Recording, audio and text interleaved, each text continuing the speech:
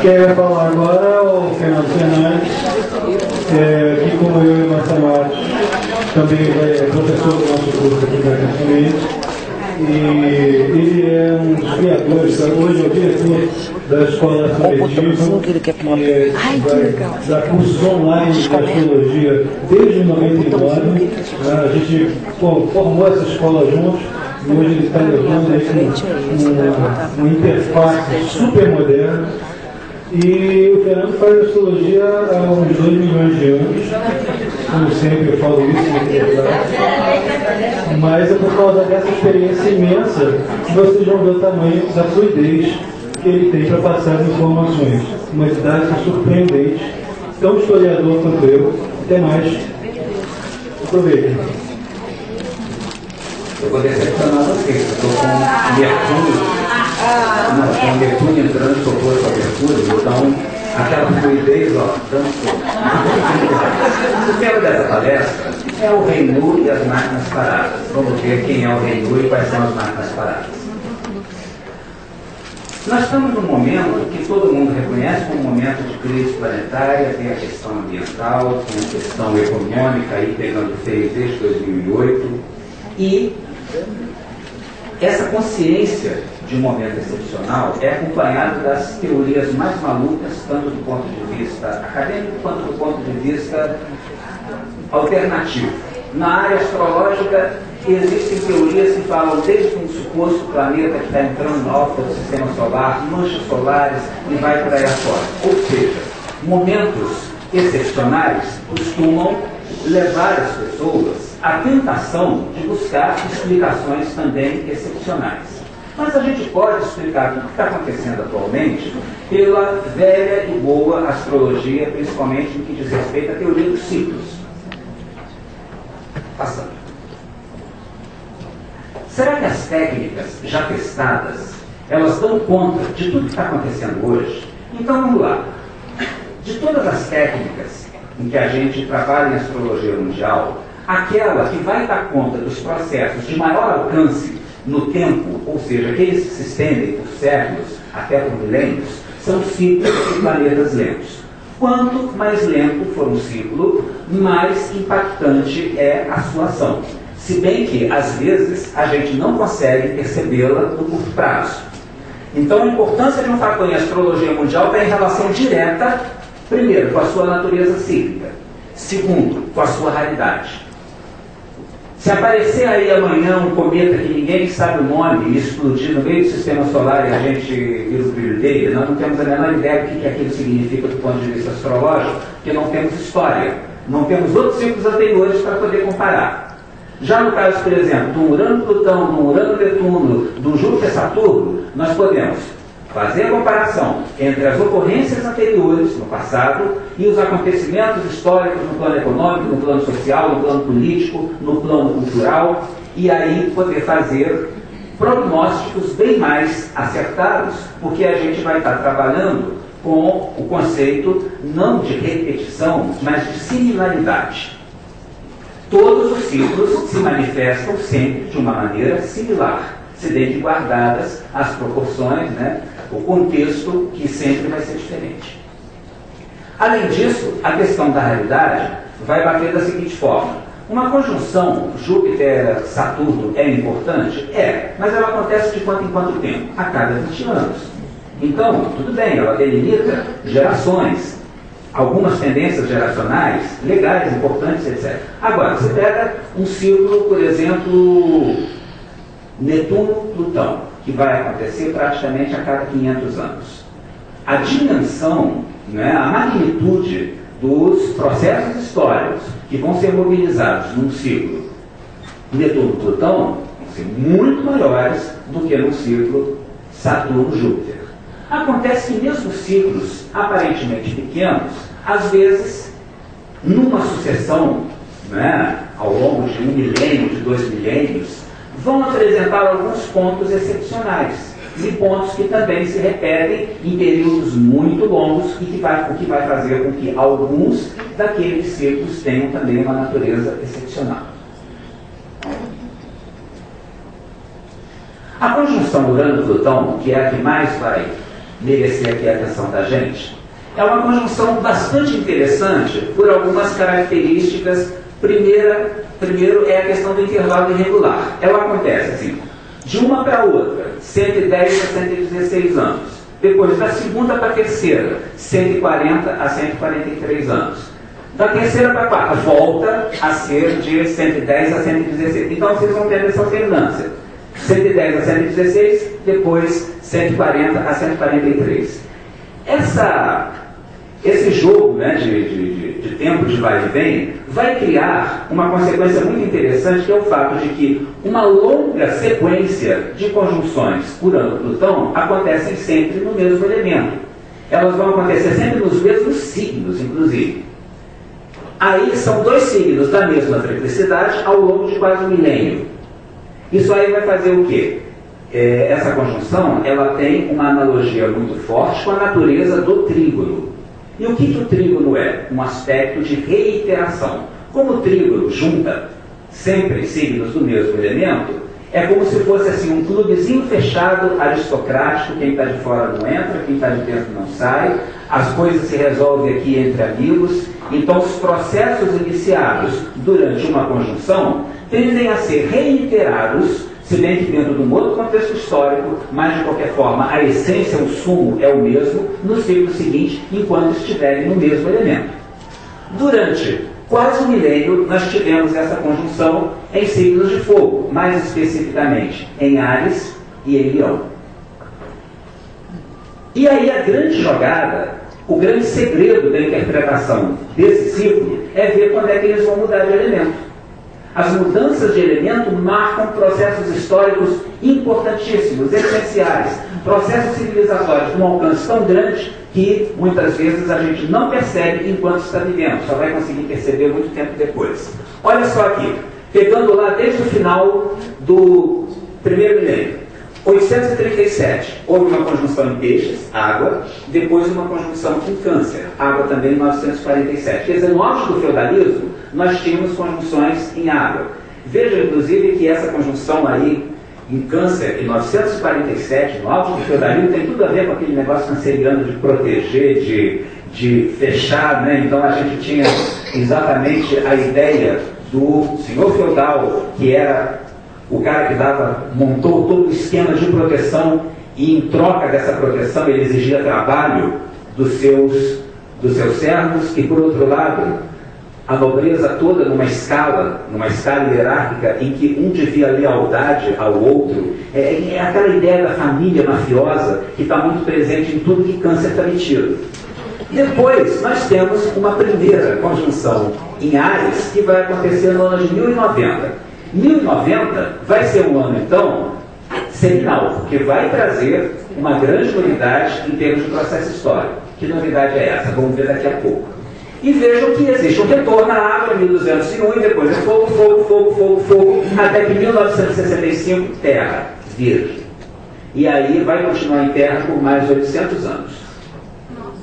Vamos ver então o que aconteceu em 1090 e 1965.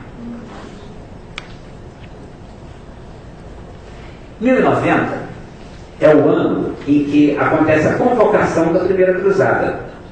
Quer dizer, um movimento de massa, num primeiro momento foi um movimento de massa, se bem que manipulados pelo poder da época, né? Pela igreja e por alguns senhores feudais, mas que mobilizou a Europa inteira a pretexto de salvar lá o Santo Sepulcro. Na verdade, um grande movimento de uma civilização que estava asfixiada, que precisava de terra, que precisava retomar o comércio que estava prejudicado há alguns séculos por causa do bloqueio que os árabes tinham feito no Mediterrâneo, por causa das invasões magiares e por aí afora.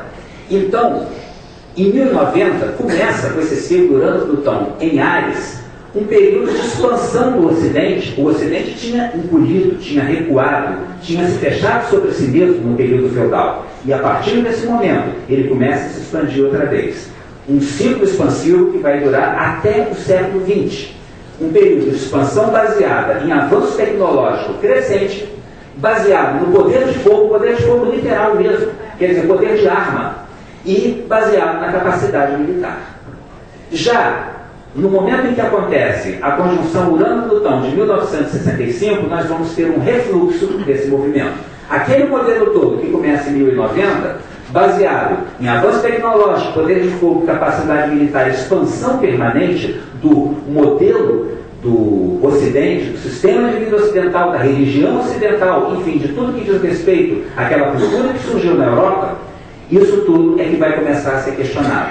Por quê? Nos anos 60, nós temos o fenômeno de, pela primeira vez, a capacidade tecnológica, que foi exatamente um fruto desse ciclo anterior, vai superar a capacidade do planeta se renovar. Então, a partir daí, não existe mais a possibilidade da expansão ilimitada, da expansão permanente, daquele conceito do século XIX. Não sempre tem mais algum lugar para ir, sempre tem mais algum lugar para conquistar. Não tem mais, começa a acabar. Quer dizer, o mundo começa, de repente, a mostrar os seus limites naturais para a civilização ocidental. E a rapidez do esgotamento dos recursos planetários, a partir daí é que vai se tornar um novo elemento definidor de um novo paradigma civilizatório que ainda está em construção e que não vai surgir assim a partir de um acordo, como por exemplo agora na Rio+20, nem aconteceu na Eco 92, ele vai acontecer no pau mesmo. Vai acontecer pela impossibilidade total e completa de se continuar tocando adiante o modelo esgotado. Esse livro aí, Silent Spring, esse livro. Ah, sim, esse livro é um marco, inclusive, para o movimento ambientalista. Os ambientalistas reconhecem na publicação desse livro, A Primavera Silenciosa, vamos um pouquinho atrás, da Rachel Carson, essa bióloga americana. Ela era bióloga mesmo? Se não era bióloga, era alguma coisa muito parecida. Mas ela publicou essa pesquisa no início, bióloga mesmo, né? No início dos anos 60, 1962, para ser mais exato, falando, denunciando pela primeira vez, de uma maneira contundente, o risco que representava o uso desenfreado dos defensivos agrícolas para o meio ambiente. O trabalho dela vai ser contestado, inclusive legalmente, oficialmente, ela vai ser perseguida, ela vai passar por toda uma série de problemas com a comunidade científica, de problemas, inclusive, até para poder expor as suas ideias em palestras, mas, no final das contas, na hora que uma ideia começa a ficar madura, né, para virar luz, não tem o que segurar. No início dos anos 60 ela estava falando sozinha, no final dos anos 60 já existia um movimento ambientalista significativamente forte, que nos anos 70 começa a gerar, inclusive, toda uma produção teórica já muito interessante e muito rica, que até hoje não terminou. Então, uma das coisas a que a gente pode associar esse ciclo Urano-Plutão de 1965, que na verdade se estendeu pela órbita, né, de aproximação e depois de afastamento pelos anos 60 praticamente inteiros, é o movimento ambientalista, é a criação de uma consciência ambiental. Esse ciclo Urano-Plutão, principalmente quando acontecem as conjunções, ele se caracteriza por ser absolutamente impiedoso. É o ciclo, é a conjunção talvez mais impessoal e impiedosa que vocês podem estudar. Tanto quanto ela é Saturno e Plutão. Só que Saturno e Plutão tem uma coisa muito forte do medo, da demonização do outro. A gente começa a ver o outro como... Vocês viram um filme chamado... aquele dos robozinhos? Da Disney. Monstros. Monstros S.A. Vocês lembram que os monstros têm medo das crianças. Vocês sabem de quando é aquele filme? 2001, exatamente no ano da oposição de Saturno e Plutão. Quer dizer, ele mostra bem o significado, aí se manifestando na ficção, desse ciclo Saturno e Plutão. Quando acontece essa conjunção, normalmente o outro é tão demonizado que você se enrijece, você se paralisa em relação ao outro e você não vê outra alternativa a não ser combater e exterminar o outro. Agora, já no ciclo Urano-Plutão, a dinâmica é um pouquinho diferente. A dinâmica é a seguinte: quem detém o capital, quem detém a tecnologia, quem detém o poder, nesse momento, promove um avanço tecnológico, promove uma expansão militar, promove uma expansão territorial, promove, enfim, alguma forma de avanço em que, no final, quando termina a órbita dessa conjunção, quem era rico está mais rico, quem era pobre está mais pobre. São sempre momentos de extrema concentração de capital, extrema concentração de riqueza, extrema concentração tecnológica. Até porque são momentos em que é preciso concentrar poder e concentrar capital para promover mudanças, porque o modelo que vinha sendo desenvolvido nos 200 anos anteriores, 150 anos anteriores, começa a dar sinais de esgotamento. Então é um momento que ele precisa de uma renovação. Essa renovação normalmente é feita a partir de avanços tecnológicos muito grandes, que precisam de injeção de dinheiro. E aí você vai ter uma aliança entre poder e capital para promover esse avanço. E aí, quem se coloca contra, porque a ideia dessa conjunção aqui é do trator, né? É do rolo compressor. Quem se coloca contra vão passar por cima. Então, nessa conjunção existe uma repressão, exclusão ou pura e simplesmente eliminação daqueles que estão despreparados para se encaixar na nova realidade econômica e social. Essa conjunção também inicia ciclos de expansão econômica e tecnológica com características diferentes do período anterior e sempre provoca alguma forma de reação sangrenta. Então, são ciclos normalmente muito violentos, muito conturbados, as conjunções não são tranquilas. Vamos ver agora mais detalhadamente. A primeira dessas conjunções em fogo, 1090, é o momento da convocação para a primeira cruzada. Era um momento de turbulência na Europa toda, todo mundo se levantando, porque a coisa vai se capilarizando. A igreja tinha uma máquina de marketing muito poderosa e consegue, inclusive, levantar populações que não tinham o menor interesse direto, num primeiro momento, nos objetivos econômicos da cruzada, porque eram pessoas que não tinham onde cair mortas sequer, que não iriam se beneficiar, não iriam conquistar terra, iriam ser usados única e exclusivamente como massa de manobra, como bucha de canhão, mas mesmo assim, essa massa despreparada, ela é fanatizada e é levada a partir para o pau. O primeiro momento da cruzada é um momento extremamente bagunçado, desordenado, de hordas abandonando os campos na Europa, partindo para o Oriente, sem saber sequer onde é que ficava, né? Onde é que fica Jerusalém? Sei lá, em alguém para lá. Vamos então. Agora, na verdade, as cruzadas atendem ao interesse da Igreja Católica, que tem um enfrentamento com a Igreja Oriental, que é a Igreja Ortodoxa grega, a Igreja Bizantina, atende aos interesses do modelo feudal, onde, naquele momento, está sobrando nobre e faltando terra, e atende aos interesses da classe mercantil que está renascendo naquele momento e que precisa liderar rotas comerciais para o Oriente, onde estava aquilo que lhe interessava mais, que eram os produtos de pequeno volume e alto valor, seda, por exemplo. Pois bem, então, é essa convulsão social que marca a primeira conjunção de fogo. A segunda, quando volta para a água, acontece uma tentativa de reação da velha nobreza feudal tentando ainda segurar os seus velhos poderes. Por exemplo, na Inglaterra acontece aquela pressão em cima dos reis que estão voltando das cruzadas, do João Sem Terra principalmente, exigindo dele a lealdade à Magna Carta, aquela história toda da suposta primeira Constituição, que na verdade é uma forma, é um compromisso que a velha nobreza consegue extrair do rei de respeitar as suas antigas prerrogativas. Quer dizer, isso aí, o que acontece por volta de 1201, é um empacamento do processo de desenvolvimento, expansão começado lá na conjunção anterior. A nobreza resiste ao poder real e acontece também a ocupação do Império Latino do Oriente, a ocupação do Império Bizantino de Constantinopla, pelos cruzados que vão formar ali provisoriamente o Império Latino do Oriente. De qualquer forma, é um momento também muito conturbado e é também o momento da criação do Santo Ofício, a famosa Inquisição. Então, aquela ideia de excluir ou eliminar sumariamente aqueles que são contra, aqueles que não se adaptam, às vezes ela se traduz de uma maneira literal, como no caso da Inquisição. Na conjunção seguinte, é mais radical ainda, de 1343, ela corresponde ao auge da peste negra e corresponde à Guerra dos 100 Anos. A peste negra está chegando à Europa nesse período, ela vai ter o seu auge em 1347, 1348, apenas 4 anos depois da conjunção exata, quando ela ainda está em órbita, os dois planetas ainda estão muito próximos. E a Guerra dos 100 Anos também vai acabar de derrubar com aquela estrutura feudal ainda reinante na Inglaterra e na França e contribuir para a centralização do poder.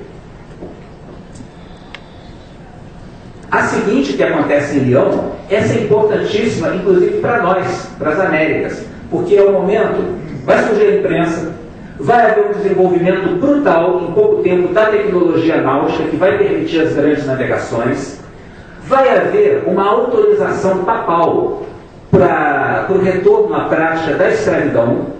Então, é a partir daí, embaixo de uma conjunção Urano-Plutão, que a figura do escravo, dessa vez do escravo africano, volta a aparecer na Europa. Antes de haver escravos no Brasil, já havia escravos em Portugal. Desde a metade do século XV, várias cidades portuguesas, os campos já estavam sendo trabalhados por mão de obra africana. E é o momento também em que acontece a queda de Constantinopla, que marca, inclusive, nos livros de história que a gente estudou, o fim da Idade Média, início da Idade Moderna. Quer dizer, embaixo dessa conjunção acontece muita coisa importante que vão representar. Essas coisas vão representar uma ruptura com a visão medieval do mundo e vão abrir caminho para a modernidade. Já havia escravidão na África antes. Sim, na própria África. Lá sempre existiu. Mas na Europa ela retorna sob essa conjunção aí. Em 1597 acontece outra conjunção em Áries. É o momento em que Espanha e Portugal, depois de terem toda aquela trabalheira para descobrir, para ocupar aqui o novo mundo, né, formar todas aquelas colônias, etc., começam a perder o domínio dos mares para potências mais preparadas, mais atualizadas tecnologicamente, com estruturas governamentais mais modernas, que são Inglaterra, Holanda e França. A gente pode dizer que, sob essa conjunção aí, o mundo sempre é dos mais competentes.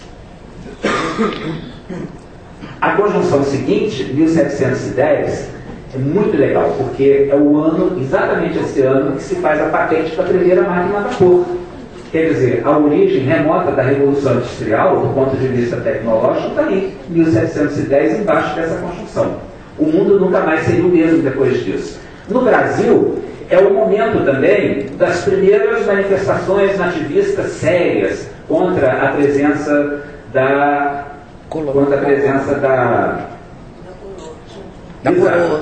Hã? Da coroa portuguesa. Com essa presença da coroa portuguesa aqui. É o momento da guerra, por exemplo, dos Emboabas, em Minas, que é um conflito, né, entre bandeirantes, entre o grupo crioulo, o grupo nativo, e o grupo português, que tenta vir para ocupar as minas que haviam sido descobertas pelos bandeirantes. Logo depois vai ter aquela revolta do Filipe dos Santos, que está aparecendo ali, inclusive naquela imagem de baixo. Enfim, a colônia, a partir dessa conjunção, começa a dar o ar de sua graça. Os movimentos nativistas daí para frente não pararão mais. E esse fenômeno não é só brasileiro, ele começa a acontecer como se fosse de uma forma sincronizada por toda a América Espanhola também.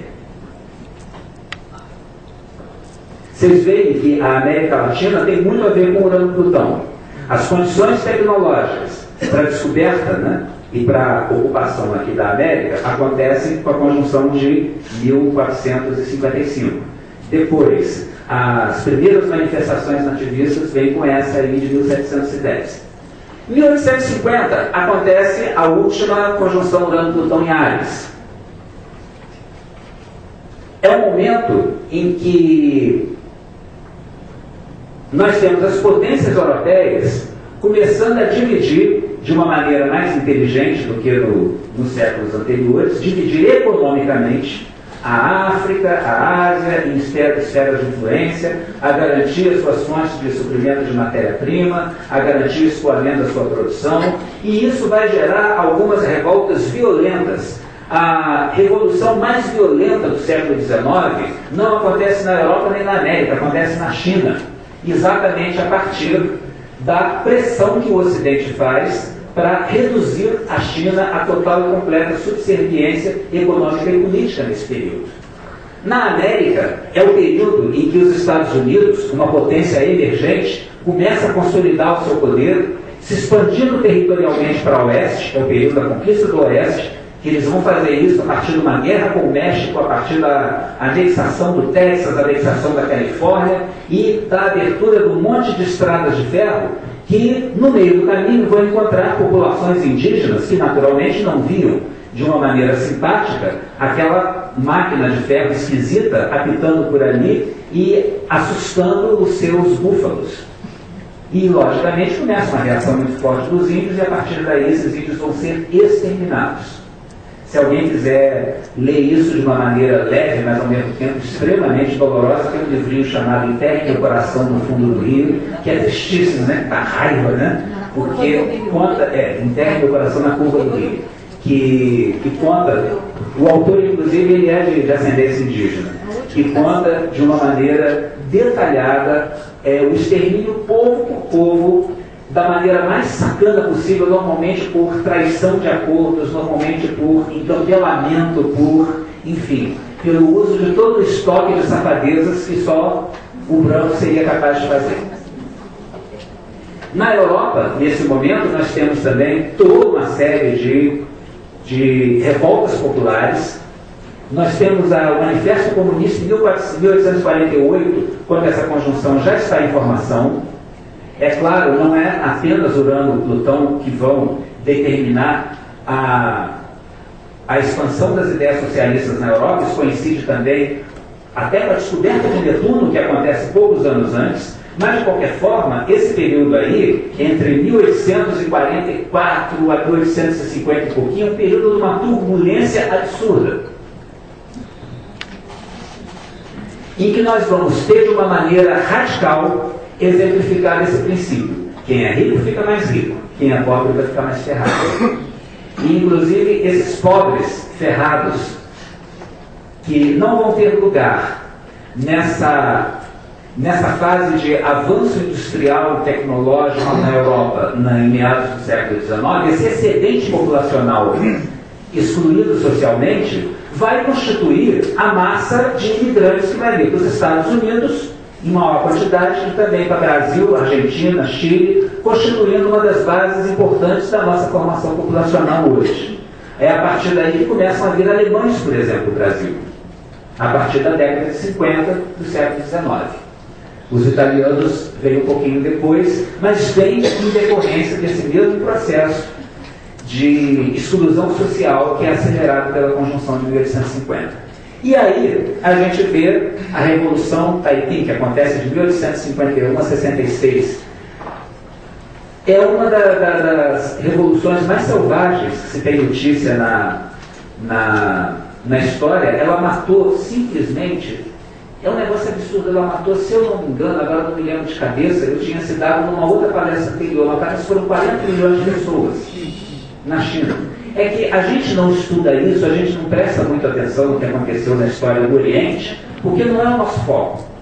Então, quando todo mundo aqui estudou História Geral, passou pelo segundo grau, estudou Revolução Industrial, você estuda levemente, passa muito por alto de China. Agora, a gente não sabe qual foi o preço em vidas humanas dessa tentativa de impor à China um modelo, o papel de mercado consumidor de produtos industrializados europeus e americanos.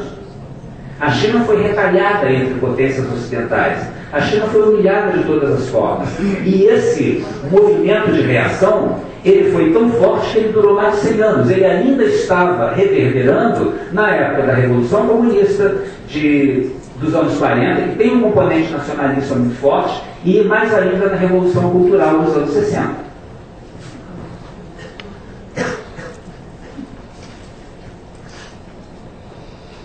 Eu só acho, eu liguei aqui o gravador e esqueci de apertar o Em 65, estou gastando aqui à toa. É o Netuno com Mercúrio. É o Netuno com Mercúrio, exatamente. Ele disse para me apertar isso também. Em 65, acontece a primeira das conjunções em Terra. Esse momento também é bastante turbulento, vai corresponder há um movimento coletivo de tomada de consciência, principalmente por parte daqueles que, fazendo parte da classe média americana e europeia, começam a se ver como massa de manobra dos interesses de uma elite que estava mandando aquela garotada toda para a guerra do Vietnã, estava mandando para guerras colonialistas em vários outros lugares do mundo, por exemplo, no caso da França, mandando para a Argélia. Então, isso vai gerar, num primeiro momento, um movimento de caráter pacifista. O movimento pacifista, assim como o movimento de massa, é também típico desses anos 60 e vai acontecer com um movimento de reação, como uma resposta à exacerbação provocada pela conjunção Urano-Plutão em Virgem. Surgem regimes autoritários pela América Latina inteira. Brasil, por exemplo, 64. Vocês peguem o mapa da Revolução de 64, do golpe de 64, né? É 17 horas.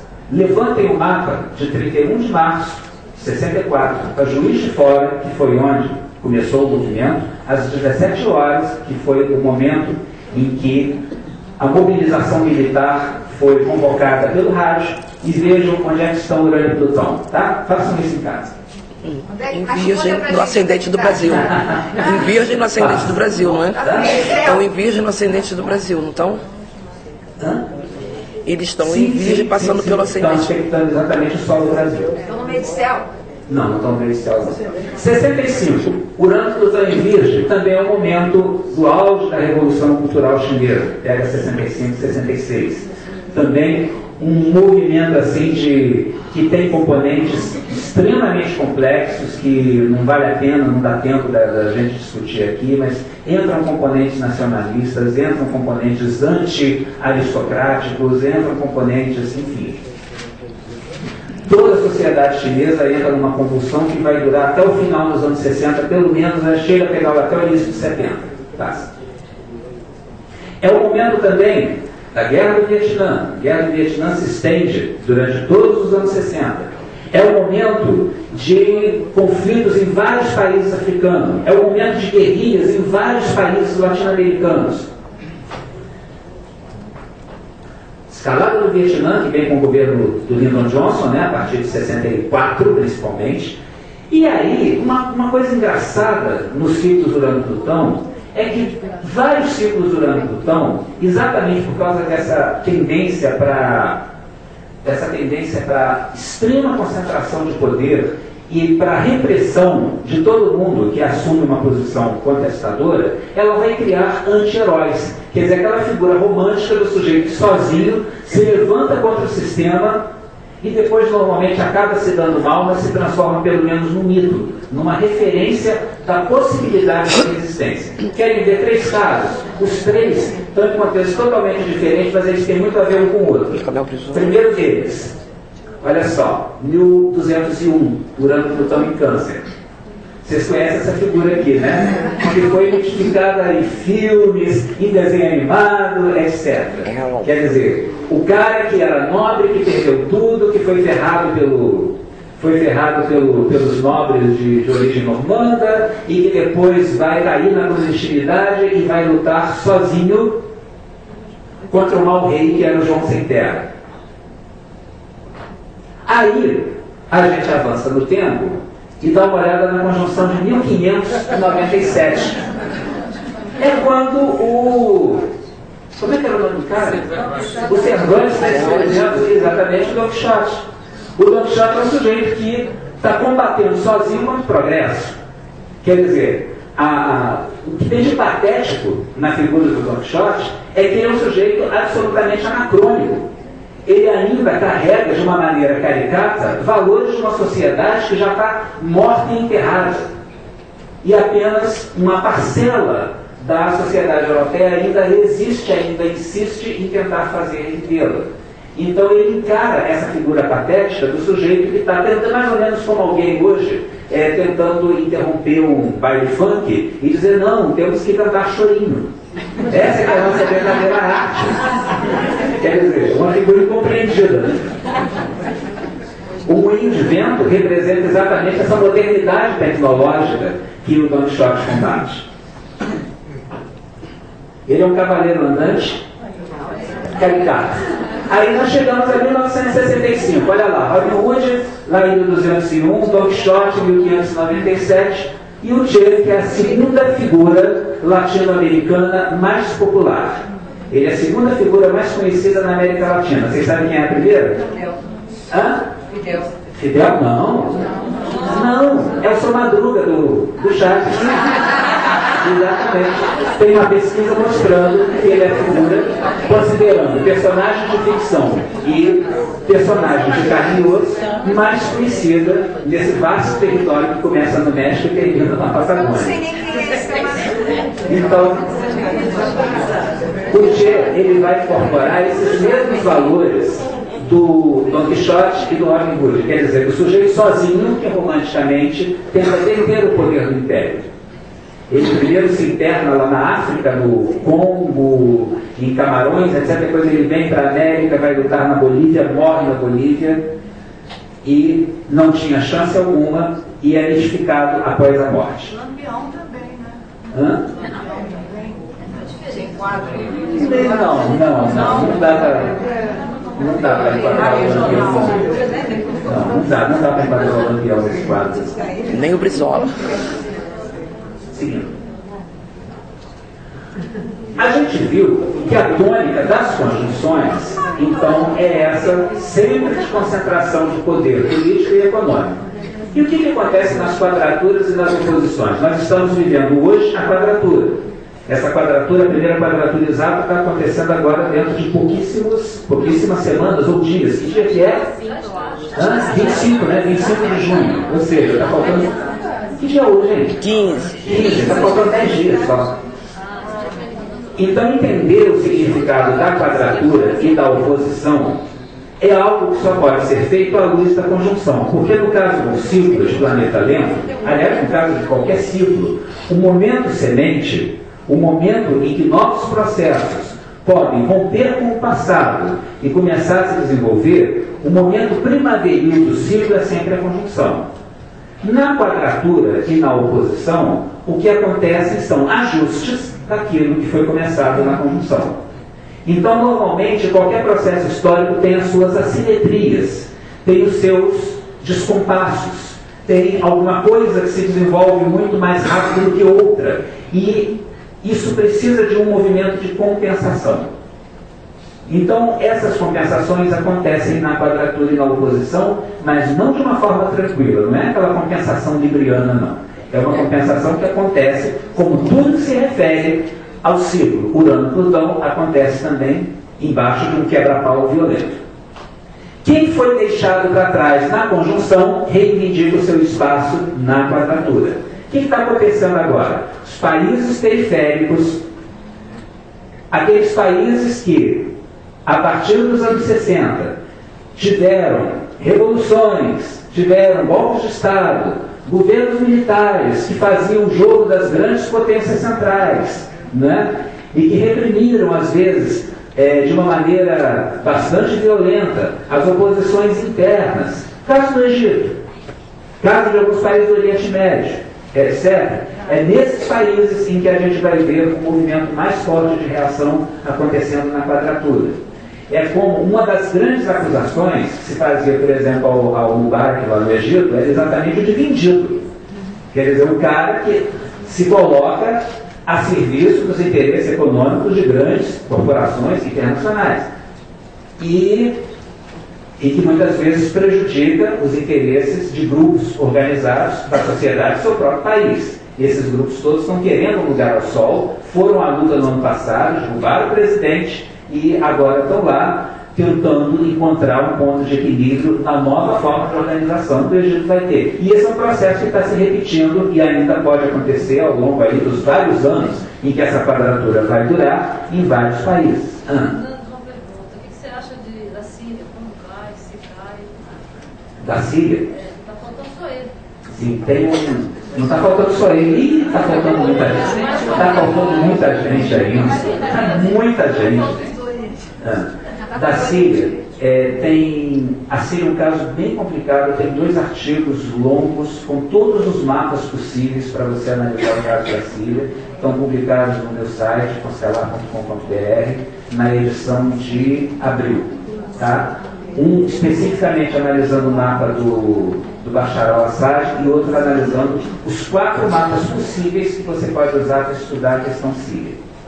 Mas a outra coisa que acontece nessa quadratura é que as inadequações do modelo de produção elas se tornam críticas.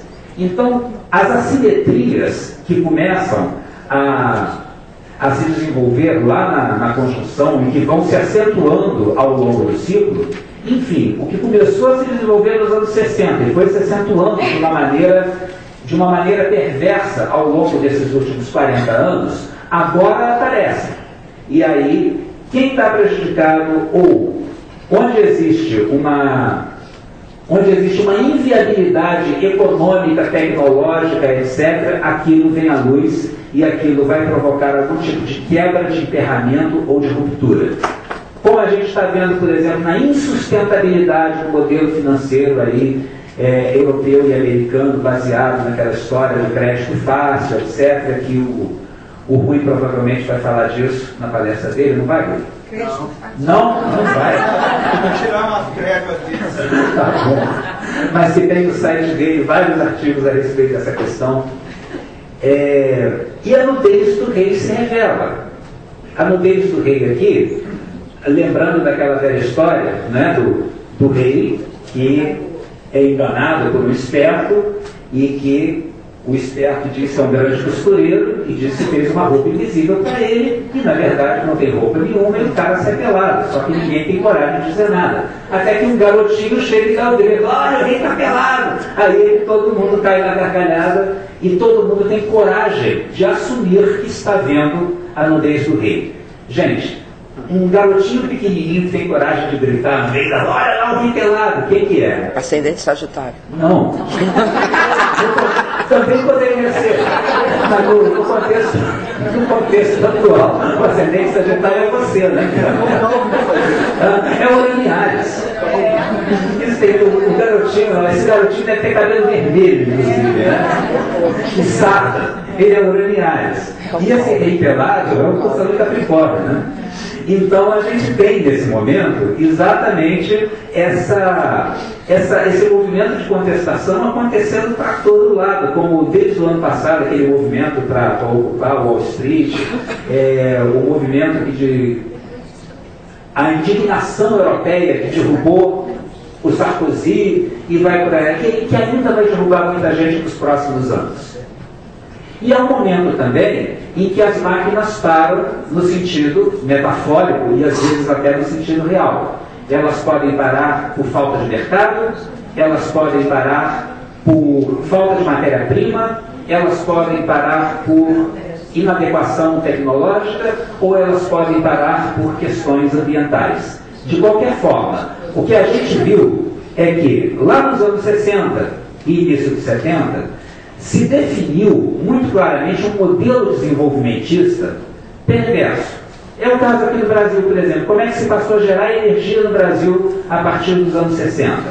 Construção desenfreada de hidrelétricas de porte enorme, com um desperdício enorme de energia também em linhas de transmissão longuíssimas que atravessam o país praticamente de uma ponta a outra, abandono de energias mais baratas, abandono das pequenas hidrelétricas, abandono da exploração de biomassa, que só voltou a ser explorada agora, nesses últimos anos, né, com mais intensidade. Um modelo muito baseado no uso do petróleo, abandono das ferrovias, que é um fenômeno também dos anos 60, durante a conjunção Urano-Plutão dos anos 60, o Brasil, os primeiros governos militares, eles simplesmente rifam o sistema ferroviário brasileiro e substituem pelo transporte rodoviário. O custo disso, o custo ambiental principalmente, a gente está vendo agora. Em um país que tem uma certa abundância, uma certa disponibilidade de hidroeletricidade, que poderia estar alimentando uma malha ferroviária bem mais extensa, né? Então, enfim, as opções erradas que foram tomadas lá na conjunção, no sentido assim, olha, nós vamos desenvolver uma determinada indústria num determinado lugar, mas com uma questão de insustentabilidade ambiental. Essa indústria, ao longo do tempo, vai acabar com o entorno. Não foi nessa Vai época. poluir, por exemplo, todos os rios da região. Todo mundo, naquele momento da conjunção, naquele momento da conjunção, todo mundo tapa o sol com a peneira, diz, não, isso é um problema muito distante, existem estudos técnicos, etc., que provam que é perfeitamente viável, aquilo que se escondeu, né, se tapou, se jogou para debaixo do tapete na conjunção, para não atrasar ainda mais a realização de lucros, ou o barateamento da criação daqueles grandes empreendimentos energéticos, industriais, etc., tudo que estava torto naquele momento começa a vir à tona agora com toda a intensidade e a provocar toda uma série de problemas que vão pipocando no nível ambiental, no nível econômico, por aí fora. Diga. Não foi nessa época também que eles pararam de enviar o esgoto para as estações de tratamento e começaram a jogar no mar in natura? Foi nessa Não época sei. também? Alguém sabe sobre isso? Se foi exatamente nos anos 60? Não sei. Mas, de qualquer forma, uma série de opções extremamente erradas do ponto de vista ambiental, ecologicamente insustentáveis, foram tomadas ao longo dos anos 60, não só no Brasil, como também em uma série de outros países importantes do mundo.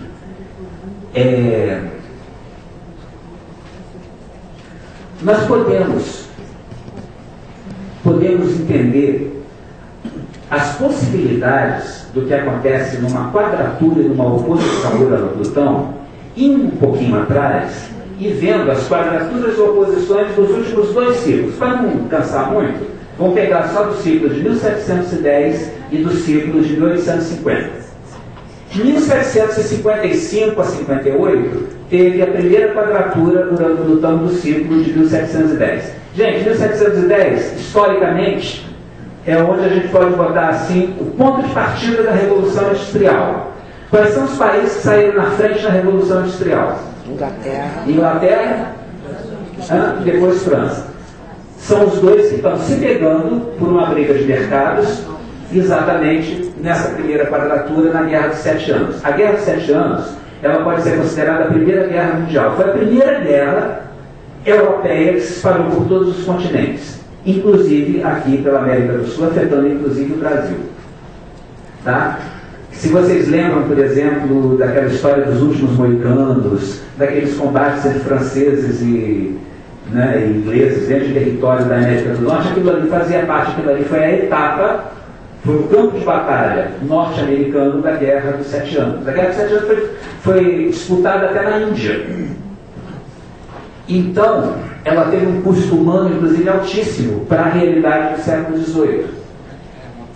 E contribuiu muito para esgotar as finanças francesas e para acelerar as condições para a Revolução Francesa poucas décadas depois. 1792, 94, não precisa nem dizer o que estava acontecendo. O acontecimento emblemático da oposição Urano-Plutão é a Revolução Francesa, corresponde exatamente ao período do terror. Maior símbolo, se vocês quiserem lembrar, tem uma imagem forte para associar a quadraturas e oposições Urano-Plutão, está ela aqui, ó. Então, guardem isso bem claramente até 2016. Porque os nossos pescoços, eles não estão seguros durante essa quadratura. Durante essa oposição. Depois teve a quadratura de 1820 a 1822. Esse é um período extremamente turbulento aqui na América Latina. É o momento em que praticamente toda a América Latina consolida a sua independência, inclusive o Brasil. É o período logo depois das guerras napoleônicas, a Europa ainda está muito desorganizada, a Espanha e Portugal estão em crise, então as colônias aproveitam para chutar de vez a presença do... Só que é uma falsa independência. Por isso que eu botei aquela perda ali, entre aspas. Porque a Europa perdeu o controle político direto das suas colônias latino-americanas. Mas, em compensação, ganhou o controle econômico para todo sempre. O Brasil, por exemplo, já surgiu endividado, já surgiu devendo uma grana preta para a Inglaterra, que ajudou nesse processo de independência. E a mesma coisa aconteceu com vários outros países latino-americanos. E é o meu.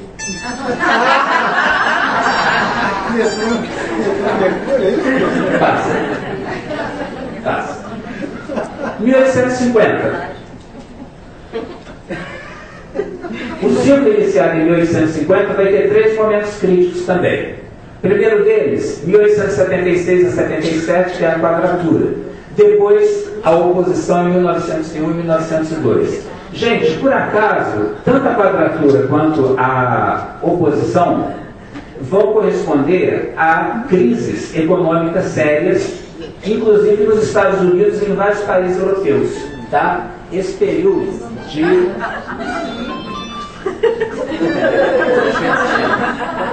É sério? É sério, é sério. Obrigado.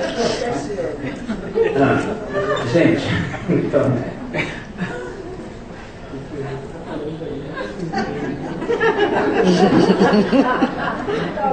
Provavelmente a minha filha, que tem o Sol em Peixes, que ela tem uma capacidade ela está viajando semana que vem, então ela está enlouquecida e ela tem a capacidade assim de me pegar exatamente quando não pode.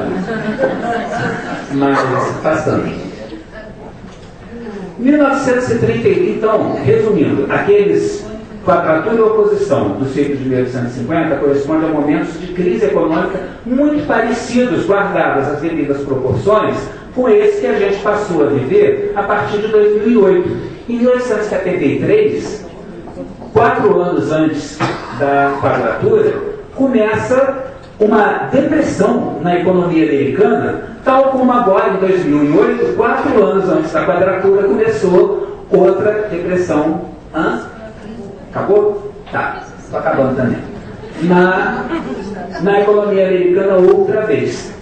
E já a quadratura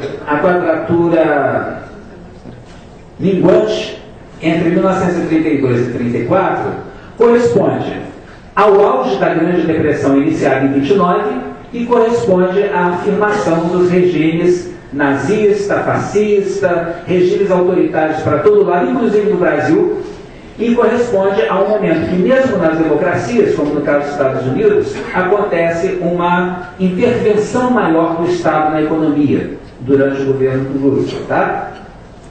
Você disse que começou desde 2004 ou 2008? 2008. Desafios do Urano, Plutão em Terra. Com o Urano, Plutão em Terra, nós temos um esgotamento de recursos. A partir de agora, a partir desde os anos 60, mas principalmente a consciência da inevitabilidade da mudança do modelo vem agora na quadratura, daqui até 2016, é de que agora o capital intelectual passa a ser mais estratégico do que o capital financeiro e do que o controle de matérias-primas. Vocês veem que enquanto esse ciclo estava em fogo, a coisa era resolvida na base do rolo compressor, na base da expansão. Expandimos os mercados, conquistamos o nosso inimigo, destruímos quem é contra nós, só que agora o problema é mais embaixo. Agora o problema é com limites colocados pela própria natureza, porque o modelo esgotou, ultrapassou o ponto de ruptura da possibilidade de recuperação do planeta. Então, o modelo econômico, a tecnologia tem que ser totalmente repensada. E aí o capital intelectual, a capacidade de pensar soluções ecologicamente orientadas, inclusivas do ponto de vista social, como a Titi estava falando, passa a ser vital, passa a ser decisiva. A produção precisa ser sustentável no longo prazo e não mais agora no horizonte de 10 anos, 20 anos, como as coisas estavam sendo pensadas na época da conjunção. E a partir dos anos 60, mas a consciência só está viva agora, o como produzir já é mais importante do que o quanto produzir. Passando. E aí tinha aqui toda uma discussão a respeito da diferença entre o modelo do desenvolvimento baseado na concentração de capital e de recursos e do desenvolvimento baseado nas ecotécnicas, que também é um conceito que se desenvolve ao longo dos anos 60, mas que não dá tempo da gente ver, mas que é uma coisa que todo mundo conhece, parece até que já foi bastante discutido aqui desde o início da programação de manhã. De qualquer forma, a gente pode resumir, vai passando. Exatamente, vai passando. De qualquer forma, a gente pode resumir, vai, um pouquinho mais, dizendo o seguinte: o momento crítico que esse ciclo já teve foi a semiquadratura. A semiquadratura é um aspecto considerado menor, mas de qualquer forma, ele já antecipou muita coisa do que vem agora na quadratura. A semiquadratura foi entre 86 e 88. Ali eu botei 1888, mas é 1988, tá? Tá errado. E o auge foi no final de 87. Só lembrando o que aconteceu nesse período, durante esses 2 curtos anos. O período começou da semiquadratura com o acidente da Challenger, quer dizer, o suprassumo da tecnologia, que de repente pega fogo no céu e que atrasou o programa espacial durante muitos anos. Depois, Chernobyl, a energia supostamente mais moderna e mais segura, né? A nuclear, mais segura do ponto de vista de que exigia a tecnologia mais avançada para poder ser utilizada. A gente descobriu que a coisa não é bem assim. E depois, o acidente do Césio, aqui no Brasil, em Goiânia. Então, e aquele acidente com o Valdez, aquele navio da Exxon, que derramou uma quantidade absurda de óleo que durante muitos anos praticamente inviabilizou a vida naquela região onde aconteceu o derramamento lá no Ártico. Então a gente vê a semiquadratura como um momento assim que parece que o sinal que se acendeu é: olha, essa tecnologia que a gente usa não é muito segura não, hein? E quanto maior a altura, maior o tombo. Fecha. E aí a gente pode dizer que a crise que nós estamos vivendo agora é fundamentalmente uma crise muito mais de métodos. A conjunção não vem virgem. Virgem coloca em questão o quê? Métodos, eficiência. Então hoje é muito mais uma crise de métodos do que de qualquer outra coisa, do que uma crise de capitais, por exemplo. Ela não vai ser resolvida por injeções de capital. Então isso tudo aí que está sendo feito na Europa, injetar capital na Grécia, injetar capital na Espanha, sem mudar os fundamentos do modelo, não vai adiantar nada. O capital vai terminar e a crise vai continuar. Vejam que a quadratura está só no início. Essa crise está punindo a ineficiência e o gigantismo. Vejam, por exemplo, o tamanho dos bancos e das indústrias que sofreram grandes abalos logo no início da crise. Chrysler, GM, aqueles bancos americanos que são mega corporações financeiras. Essa crise vai agravar a problemática ambiental, até porque é da regra desse ciclo que na quadratura se agrave tudo que foi construído errado na conjunção. E, finalmente, é uma grande oportunidade para projetos baseados em ecotécnica, porque a quadratura, exatamente por criar condições de crise, cria também a consciência da necessidade da mudança e joga um holofote em cima de quem está fazendo certo. E quem está fazendo certo, aqui é menos do ponto de vista de discurso e mais do ponto de vista de projetos que funcionam. Porque essa conjunção que aconteceu em Virgem, ela coloca em questão eficiência prática, não é teórica não. Gente, era isso então. Nem deu tempo de falar de Eris, ficamos por aqui.